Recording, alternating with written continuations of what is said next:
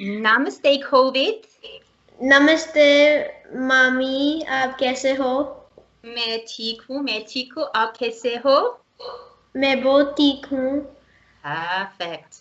अच्छा so COVID मेरा भतीजा है वो USA में रहता है he lives in the USA और वो भारत और हिंदुइज्म के बारे में सीखना चाहते हैं He wants to learn about India and Hinduism.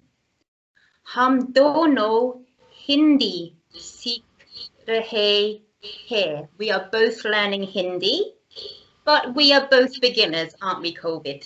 Yes we From are now on, I'm going to be speaking in English in this interview. So I'll pass the question over to you, COVID. What's your first question for me? Okay, so my first question for you is what made you get so interested in Hindu way of life? Wow. Okay. So this all started for me when I had just finished my PhD. So basically, I had been in school and university for a long, long time. Pretty much like the longest time that you can be still in school. I was still in school, learning lots of things. And towards the end, I was spending nearly all my time computer coding. And when I finished my PhD, I was feeling like life was a bit dull because I'd spent years and years just in front of the computer coding. And so when I learned about India and Hinduism, it made me realize, wow, there's such a colorful, vibrant world out there. You know, there's such tasty food, that life is for living and enjoying, and there's just so much to learn. So that's how I first came across and fell in love with India and Hinduism. And then it had some real impacts on me that made me want to know much more and to say in the end, wow, I am a Hindu. So, for example, I feel like it's made me a much mentally stronger person. I wasn't a weak person before, but it's made me even more brave, I feel. Because Hindus are very brave people. I don't know if you know, but if you look through the history, there are so many brave Hindus, particularly women. Of course, very many brave men, but also very many brave women. And that's quite unusual around the world.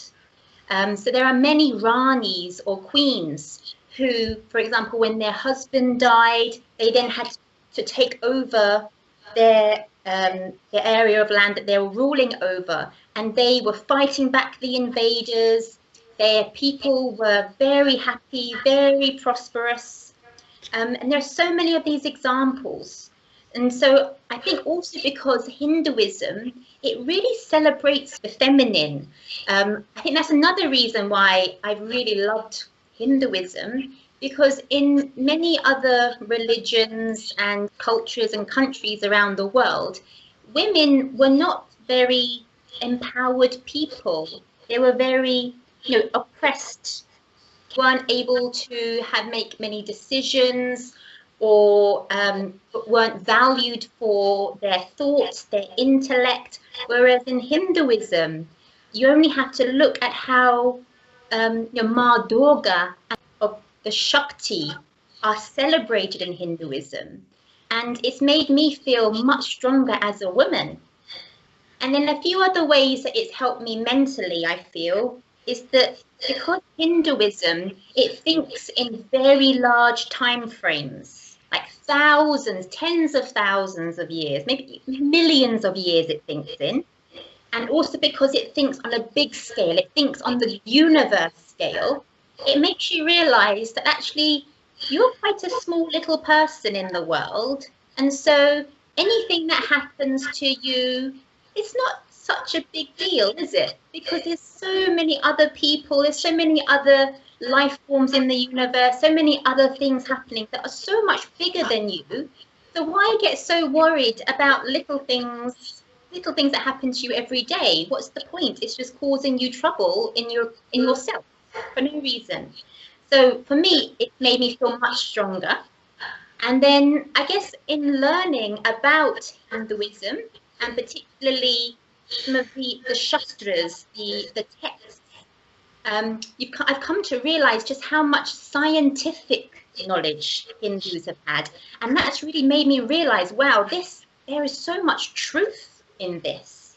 So things like, have you heard of Mars Sita? Ovid, you've heard of Mars Sita? Actually, no. Okay, so Ramayan, you've heard of Ramayan? Ramayan with Lord Ram, Bhagwan Ram? Yes, I think I've heard of them, but I don't really remember. Okay, so Bhagwan Ram's wife, Mars Sita, she was abducted.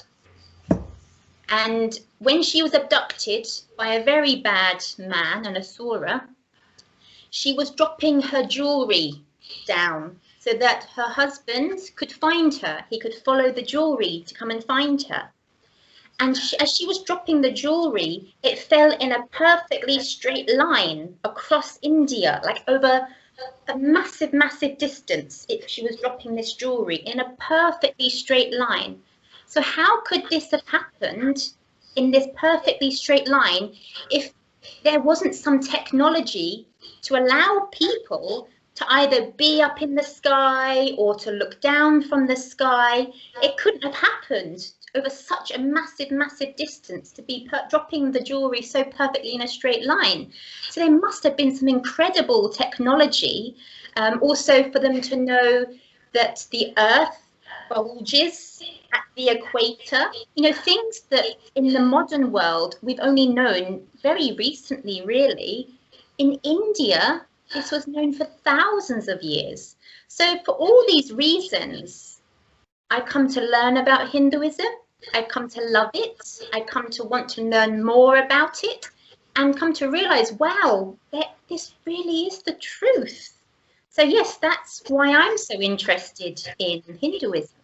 The second question is things you love about India.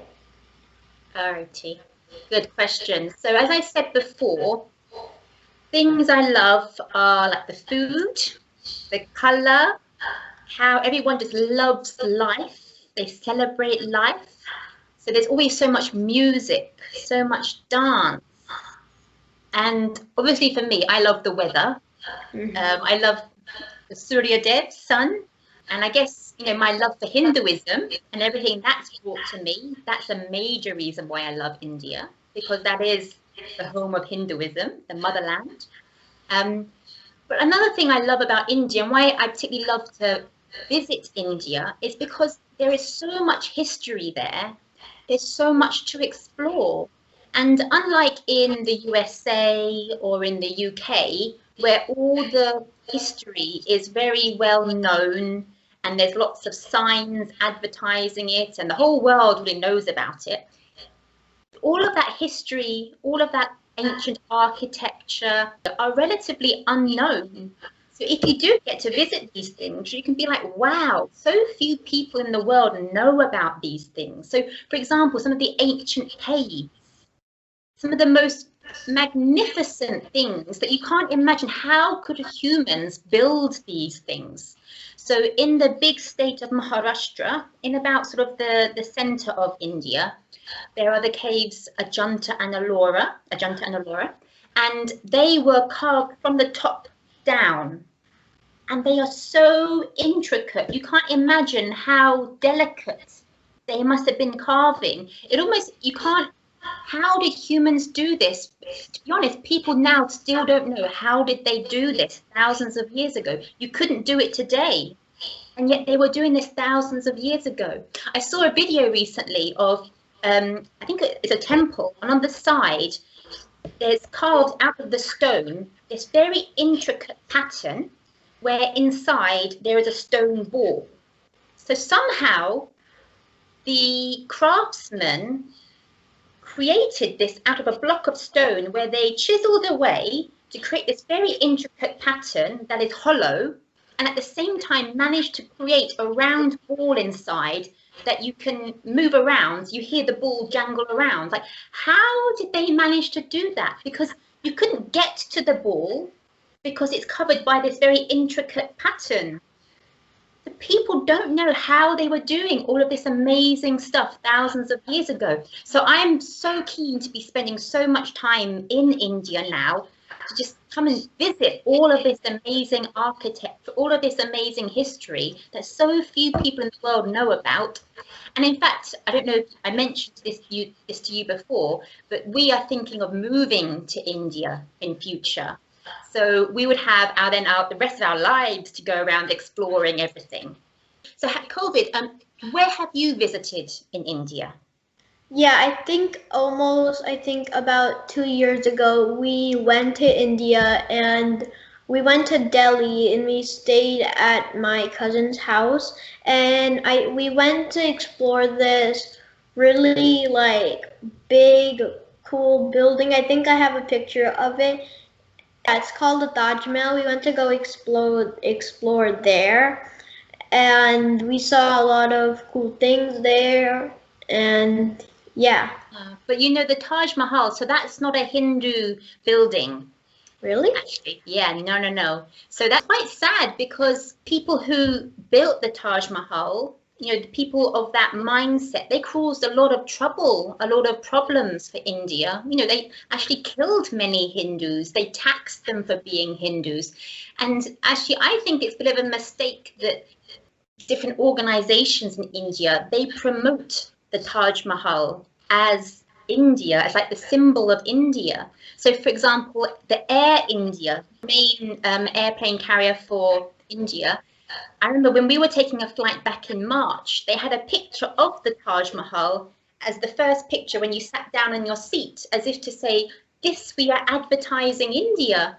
And actually, no, it's not. That's not true India. There are so many beautiful temples and rock caves they should be advertising instead. That is true India. Yeah. Oh, I didn't even know that. Yeah. So I see you talk about this in a lot of your videos, but I actually do not know what they are. What are Vedas and slash Sanatana Dharma? Sanatana Dharma. Okay. So, Sanatana Dharma, it translates to mean eternal righteousness. So the first thing to pick up there is the word eternal, Sanatana. Because what it is the Vedas are knowledge that are eternal. They are knowledge from Bhagwan Brahma, so from God, you can think.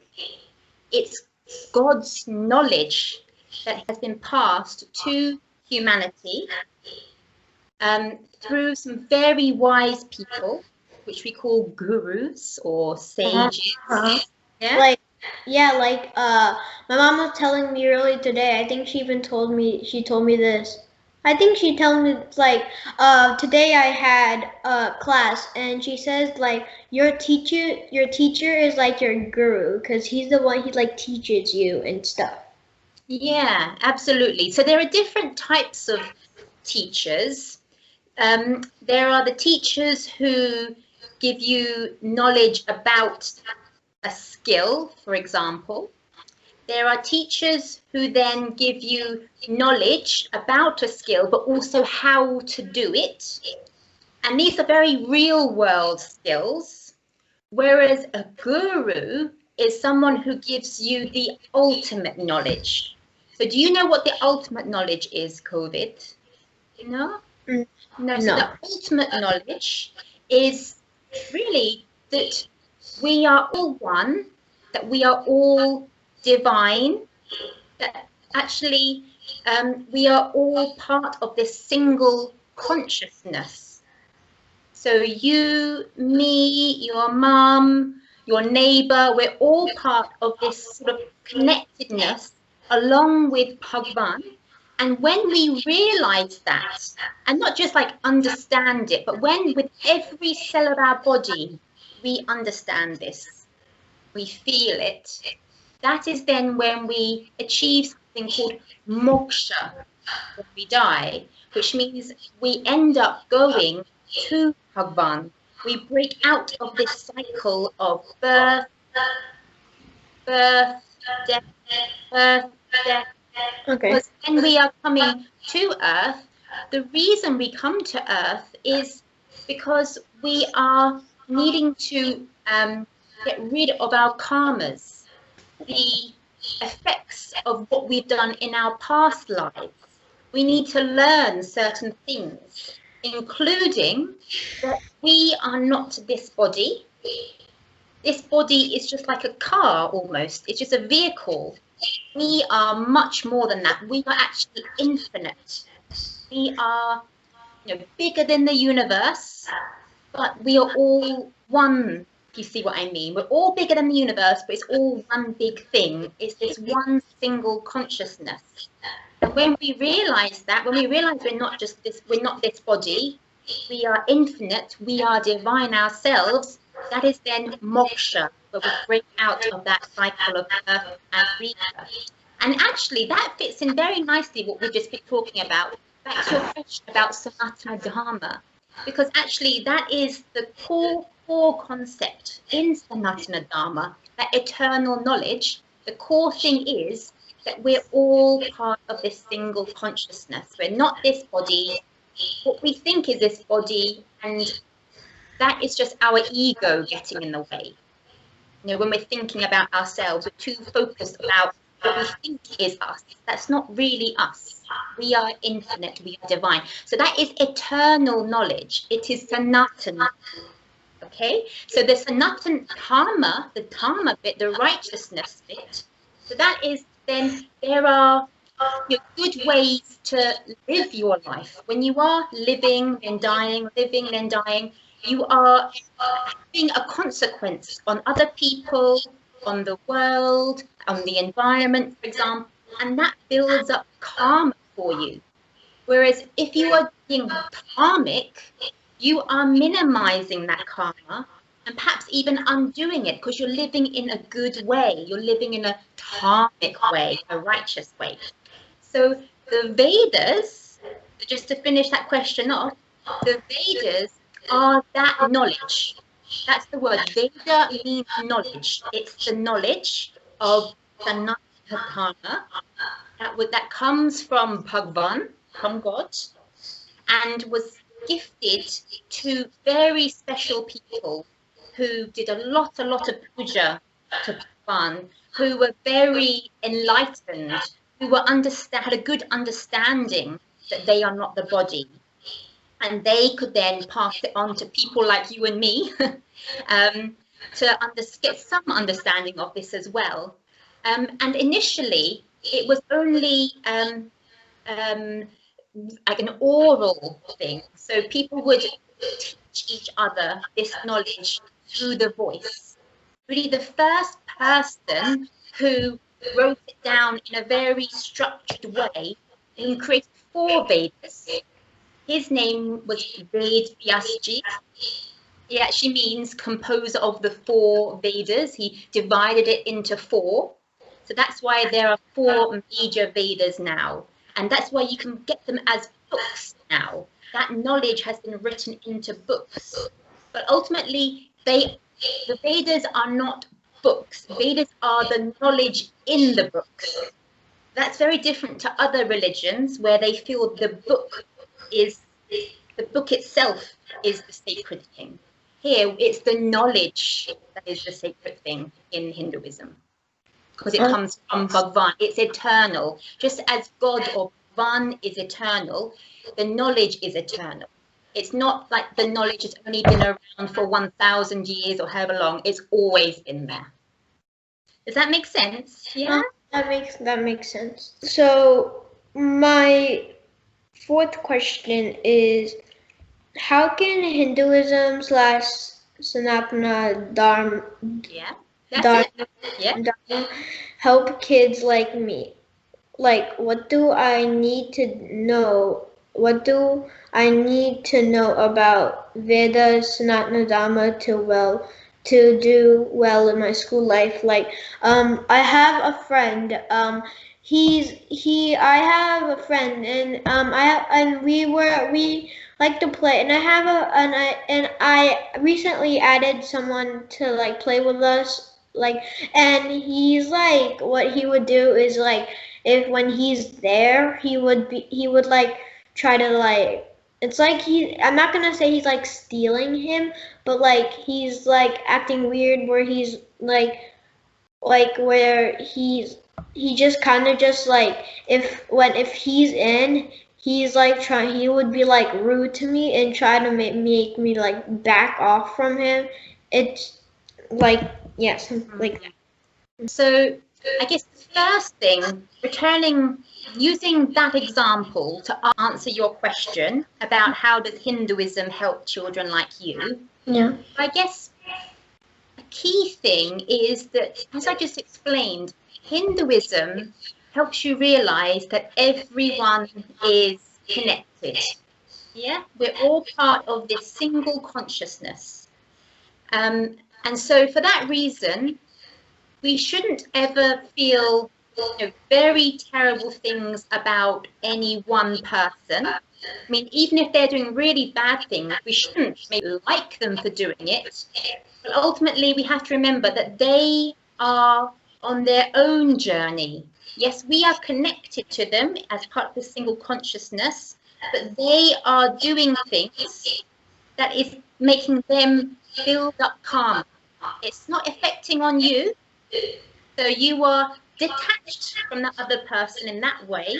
So they are building up karma that will lead to consequences in his life later on, whatever that may be. Because it sounds like he maybe needs to learn a few things, yeah, so that about how to be nice to other people all the time, for example. And he will learn that in his own way. Life will present things to him will make him learn that, maybe not in this life, but in a future life, and that's his journey. Yeah, and of course it is impacting on you because it makes you feel sad when he's like choosing to kind of ignore you and pull the other friend away from you. But you have to remember that you are a strong person. You are called. You are divine. Your friends may be doing something, but that shouldn't impact on you, because you have an internal strength. You are COVID, yeah? You are divine in yourself. And as I mentioned, being a Hindu, that helps you to be strong, I feel, to be powerful, to be brave. Yes. And there are so many brave Hindus out there that had bad things happening to them as invaders were coming in, but they stayed strong. They fought them back. Because Hinduism, it believes in righteousness. It believes that you yourself should always adhere or try to be karmic or righteous in what you do. So no matter what other people are doing around you, it's important you stay a good, calm person. Okay. And I guess the point around how do you do well in school life, that was the other half of your question, wasn't it? How do you be a good student? So you already mentioned earlier about how in Hinduism it respects the teacher, it respects the guru. And I think that is a really important thing, because a few years ago I spent a few weeks teaching science in a secondary school here in the UK, and the children were just horrible. So horrible. I can't even tell you how horrible they were, because they have no respect for elders. They have no respect for teachers. And when I go to India, I find the children are so much better behaved. And a few times I've walked past schools while lessons are on, and I peeked in, and the children are sitting very well, doing their work. So in that way, I think Hinduism can help you in your school life, because it teaches you to respect the people who are giving you the knowledge to do well in school. And here's a final point I wanted to make, is that the things that people are mostly learning in the USA, in the UK, there are many things that will help them to make money when they become an adult, right? Well, actually, life is so much more than just about making money, don't you think? Many people think that money will make them happy in the future, but there are so many examples where that isn't true. You only have to look at, pop stars, actors and actresses, where they are deeply depressed, and many of them end up, killing themselves. So, having lots of money doesn't make you a happy person. Whereas actually realizing that you yourself are a strong person, you are divine, that you don't need you don't need a fancy phone, you don't need lots of money, you don't need to have a big title saying, I am Mr. So-and-so, I am head of this company, because that's all temporary things. As soon as, let's say you're the CEO of a big company, you're the boss, let's say something happens in the company and that business disappears overnight, that person who's been so proud that they were the boss, they will feel very broken because they were thinking, my value to the world is in the company. When actually, no, your value is you, COVID, being COVID. My value is Melissa, mommy, being Melissa, mommy. Yes, so we are each strong in ourselves. And Hinduism, it promotes that we should focus internally to be strong and to focus on being good people, on trying to realize our existence, which is, as I said, that we are not this body, that we are all part of this single consciousness, we are all divine. So I think in that way, Hinduism has so much to help you, because when you are worrying about a school exam or whatever, as of course you should work hard. I'm not saying you shouldn't work hard in school, but it's also, you should bear in mind that even if you work really hard, something might happen in your exam, but that shouldn't impact on you, COVID. You should still be proud to be COVID, who you are. Yeah, because that doesn't define you. You are you, and you should always want to focus on your interests and to, learn about you and learn about being a good person and want to do that. That's actually more important. Yeah, my mom was about the like my friend that's my friend. She said like if that person is doing something bad, it will reflect on his like next life. Like if you, yeah, and also like you were right. Like money is kind of not like everything, because like recently don't want to go too much into this because I don't want to make this video like not like that, but an actor recently suicided himself. He had a Mercedes bike, beachside house, whatever, but even with that he was still depressed, and that just shows that money is not everything. So like if you own a business, you shouldn't be like so much of the money, because then when it goes down, like when it goes down, then then you're so sad. And Exactly. And in fact, when you look at the ancient, the history of Hindus, so for example, like the Ramayana and the Mahabharata, these are the great histories of Hindus. There are many times where the kings, very rich kings, for some reason or another, they've had to leave their rich palaces and go and live in the forest with nothing. And actually, they've been perfectly fine, because for them, actually, being next to nature, living very simply, is actually quite a nice life. Who needs all the jewelry in the world, all the gold? Doesn't really add anything to your life, does it? Whereas actually being part of nature, living very simply, very healthily, very happily, that's much more fulfilling and a much better way to live. And they realize that themselves. Yeah, I'm ready to say my fifth question. What enabled 200 years ago of the British to rule over India? I thought it was just because India is such a rich country. It was a rich country back then.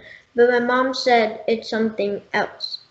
Yeah, I mean, there's one part, what you just mentioned about India being such a rich country, that explains why the British wanted to rule over India, because they wanted that money for themselves. But it doesn't really explain how they ruled over it. So I think the main reason they were able to rule over it, actually, it was two things.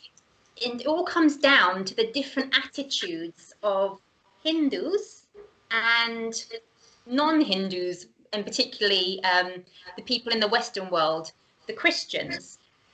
So in the Hindu way of thinking, as I've just been describing, you're trying always to get rid of your ego.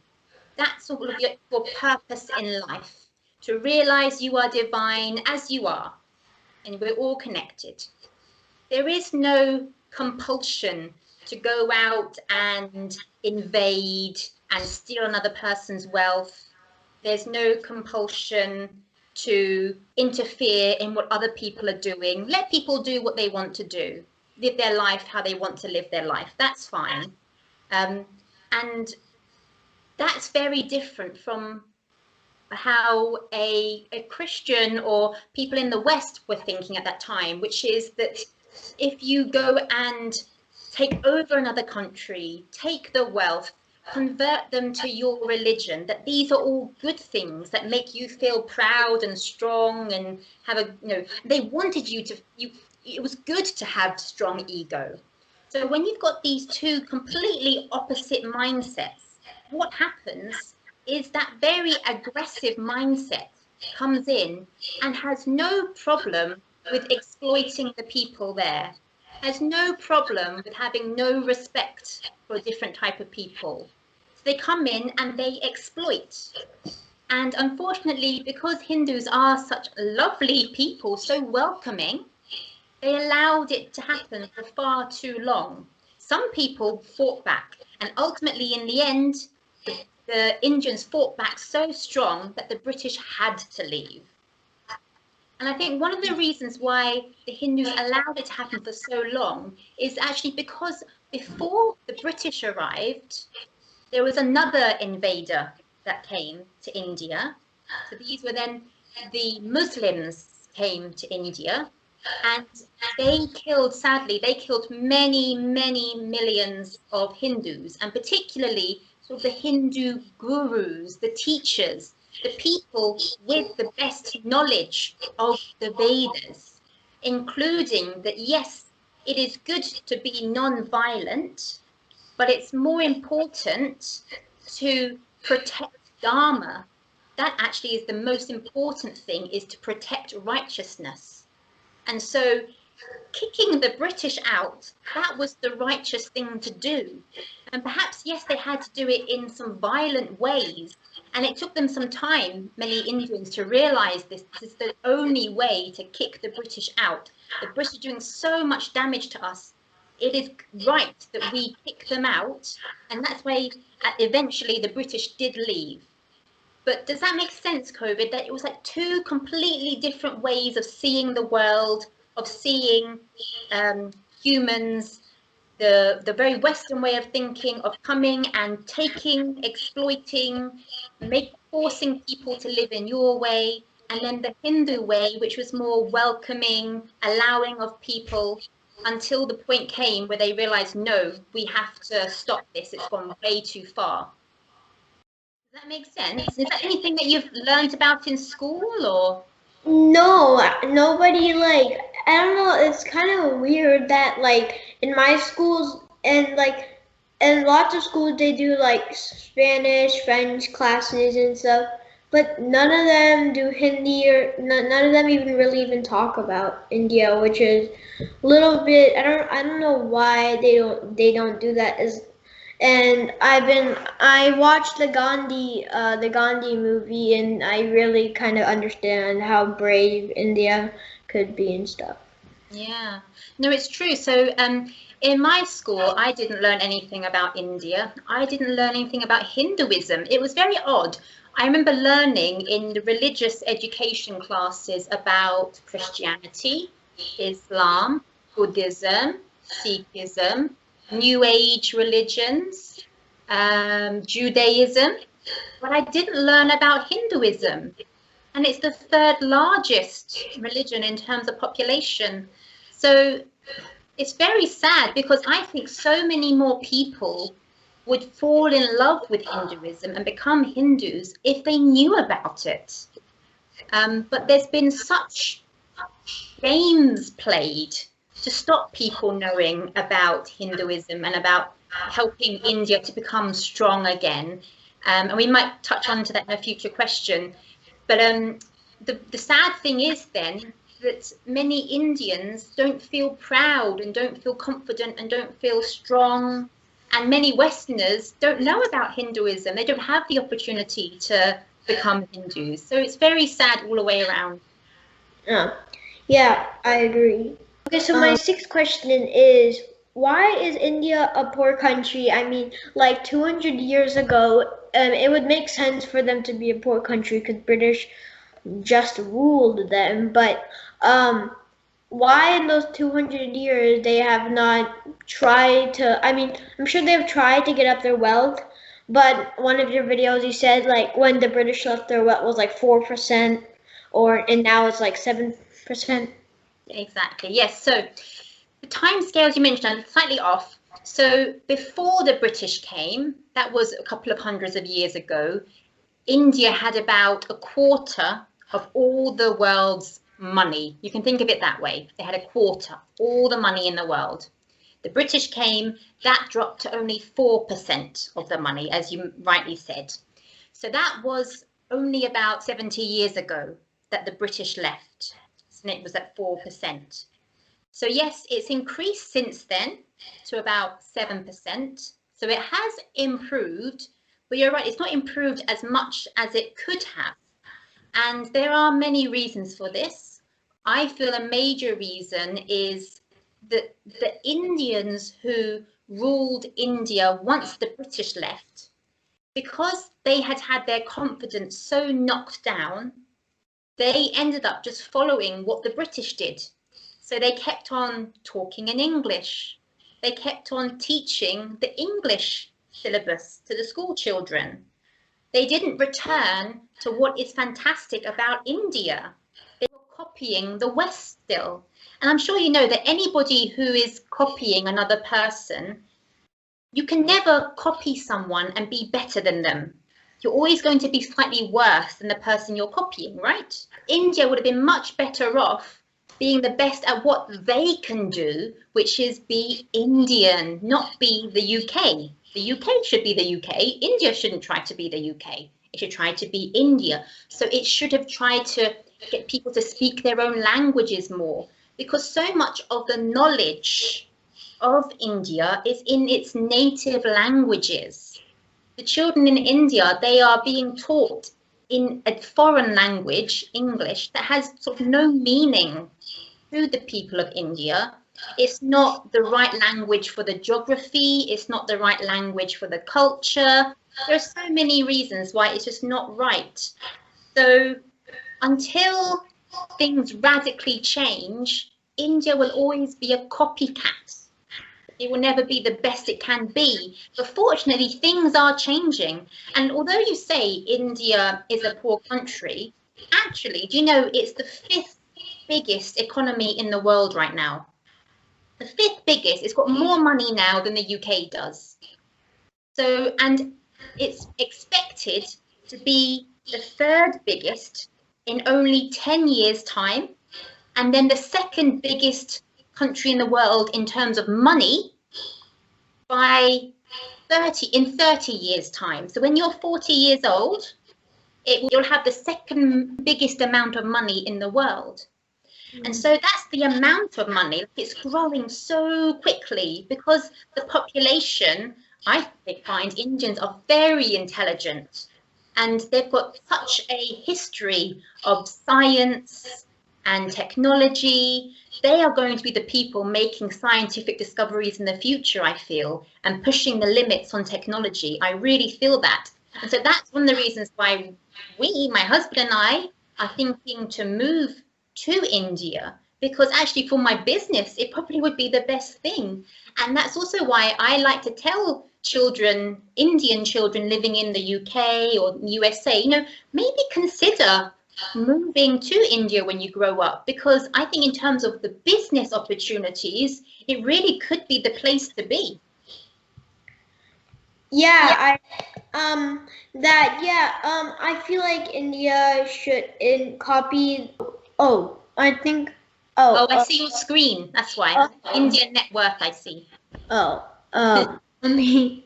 I don't know. Let me stop sharing real quick. Wait. Or were you wanting to show this? Is that what you're wanting to do?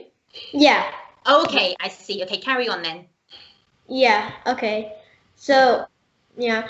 Yeah, I agree because since the British left India, I heard that India was like kind of scared of being themselves because of people. They think another country is gonna rule them, and if they think like if British is such a wealthy country, then maybe they'll if they act like the British, they'll be a really wealthy country. But I'm sure if they would just be themselves, they can be a different country, and yeah, they can. If you think, after the Second World War, so many countries were in a bad state, like Germany, Russia, Japan. Japan was bombed so heavily, completely defeated, and they all bounced back. But if you look, they all did it in their own language. Japan, after the Second World War, they didn't start speaking English and then try to become a superpower speaking English. Germany didn't do that either. They kept on speaking German, and it worked for them. They're quite tiny countries, and actually Germany is one of the countries that has more money at the moment than India, but that will change very soon, next few years. But look, such a tiny country has done so well speaking its own language. It's really important. That's why we're both learning Hindi, isn't it, Kobit? Yeah. So my seventh question is kind of like the last question, but why in general countries like America, UK, and others, why in general countries in the Western world do not have a positive outlook towards India? I'm not trying to say like those countries are like hating on India, but like why is it like kind of like ignored? Yeah, and actually, I think in some ways, they can sometimes appear to be hating. When you read some of the things that they write in the newspapers, horrible things about India, and it's complete lies. So what makes them do this? It's a very good question, COVID. So I guess one reason is I think it's a bit of they've got it kind of in a pattern, because when the West first learnt about India and first came, as the British came to India, those 200 years that they were ruling India, to make themselves feel strong and powerful and have ego, as I mentioned before, they wanted to make themselves believe that their way of life is much better than the Indian or the Hindu way of life. Even though when you read some of the things that they were writing, they were realizing actually that the way of life in India is so much better. People are much happier, they're much healthier, there is so much wealth around, there's so much food. When you think about how people were living in the UK and the USA those hundreds of years ago, there was terrible poverty. People were living horrendous lives. There was no sanitation whatsoever. Education was terrible. So they could see India doing all this amazing stuff. And yet, how can that be possible? Because we are coming here to take over you. So they were convincing themselves that no, the Indian way of life can't be good. And importantly, they were convincing the people back home, because they didn't want the people back home thinking, oh, I want to live like they do in India and have a good quality of life. Why am I living like this? Because that was not in the invaders' interests. It was in their interests to keep the people back home quite stupid, to not know about all this, that they could take lots of money out of India, sell it to the people back home in the UK and the USA and become very rich. So that's one reason, I think. that they got so used to pretending to themselves in the West that Indians have a bad way of life, that they got used to making up lies, unfortunately, and so that has persisted. And then obviously when the British left India, they left very embarrassed. Yeah, they didn't want to leave, they were forced to leave. And so again, they would make up lies essentially to make themselves feel better that they had been kicked out of India. They felt embarrassed. And so for all these reasons, I feel the West has got used to the idea of saying bad things about India. So they make themselves feel good. Because ultimately that's what bullies do, isn't it? Bullies, it's because they have insecurities.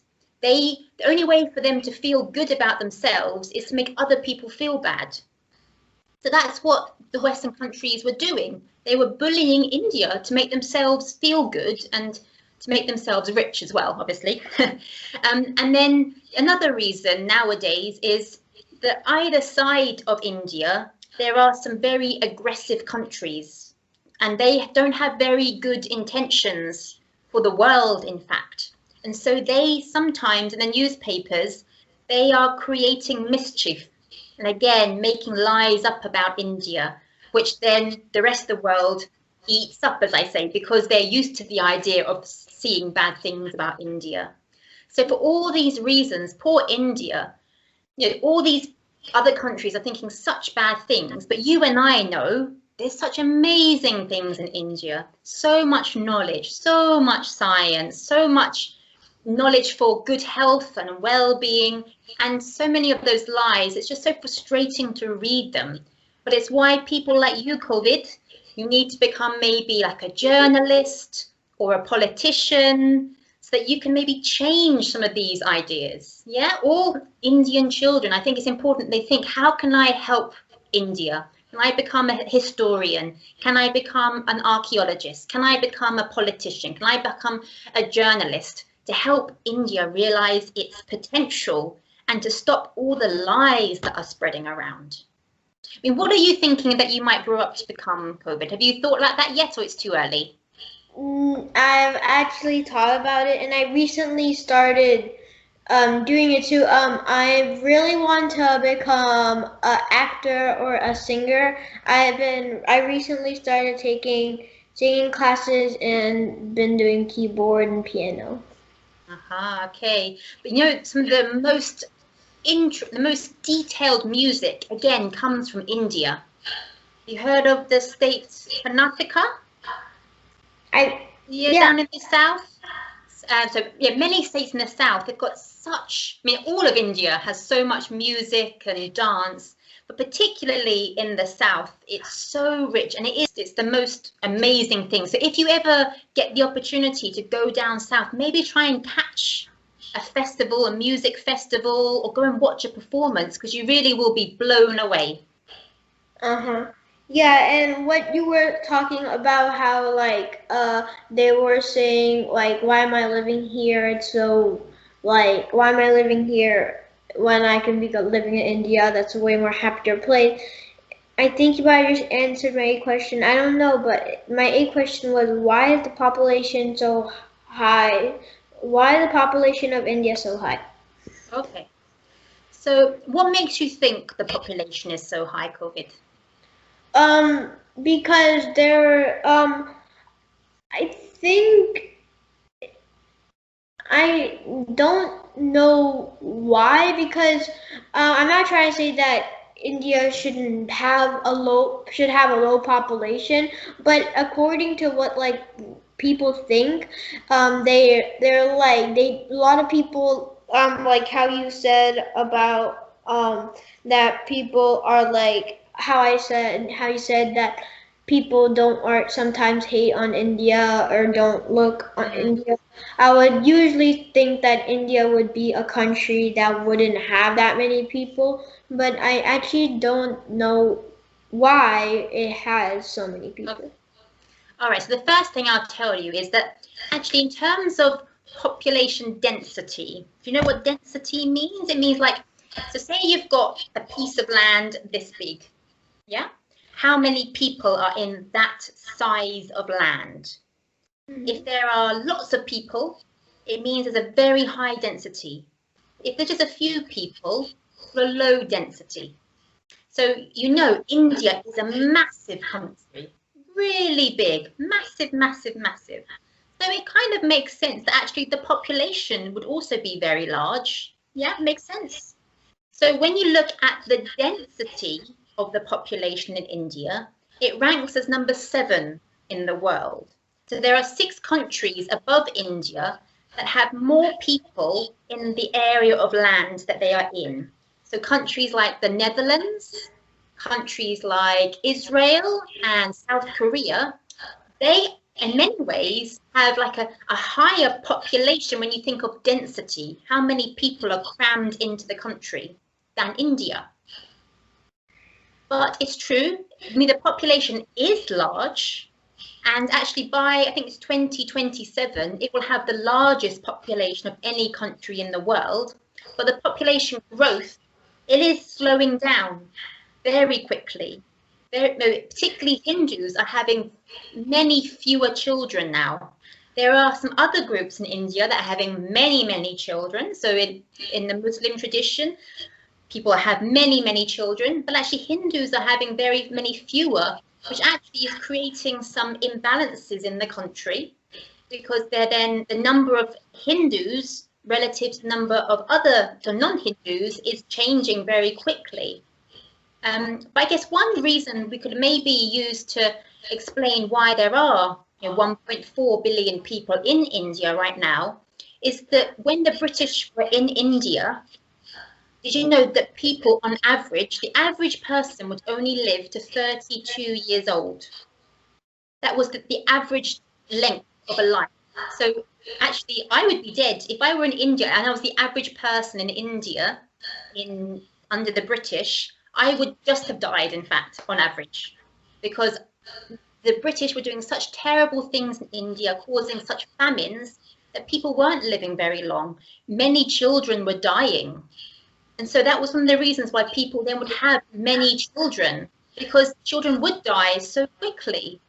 But of course, once the British left and things started to improve, the life expectancy has improved massively. So now people can expect to live to an old age, which is good.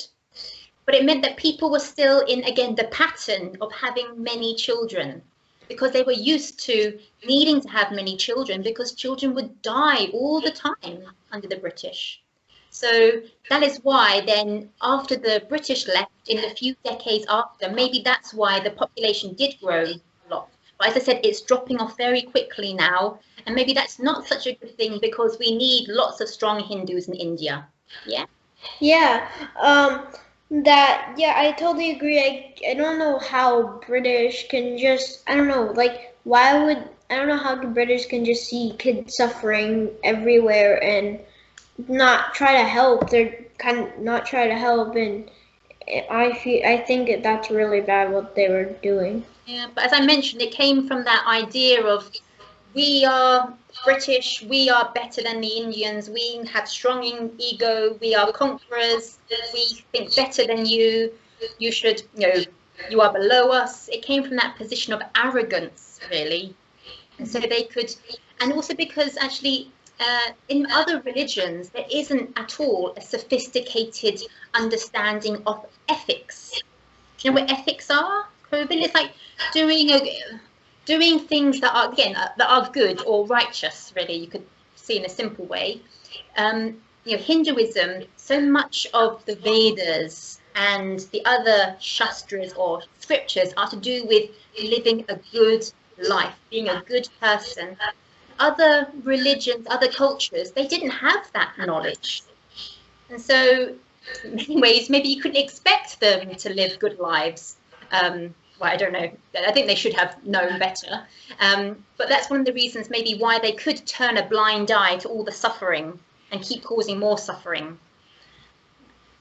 Yeah, I agree on that. But on to my last question. How can India help the world the way we think? Like the way. Yeah. I think one key thing, and that India really must help the world realize this very quickly, is that it can really help with mental health. Because I don't know about, I imagine in the US, it's maybe even worse than in the UK. But in the UK, 1 out of every 6 people is on antidepressants each year. They're on medicine because they feel so sad. And that's very worrying because, and that's also including children. The rate is terrible in terms of children having depression, because it means these children, they won't be able to be productive adults doing well in their careers, able to do good work. They'll be reliant on chemicals in order to be able to function. And that's not a good way for humans to be, not at all. So Hinduism, as I mentioned earlier in the earlier question, it really can help with mental health, I think. It's got so much wisdom that makes you resilient and strong. So I think that's a major way in which Hinduism can help the world. Another way is in terms of looking after the environment, making sure the world is a place where humans and all animals can still live in future. Because, as I mentioned earlier, in the other religions and cultures, there wasn't this understanding of us all life being one, a single consciousness, all divine. They were very much of the belief that humans are very different from animals and very different from plants. And so that animals and plants are just there for humans to enjoy, to eat, or to burn, to create fuel or whatever.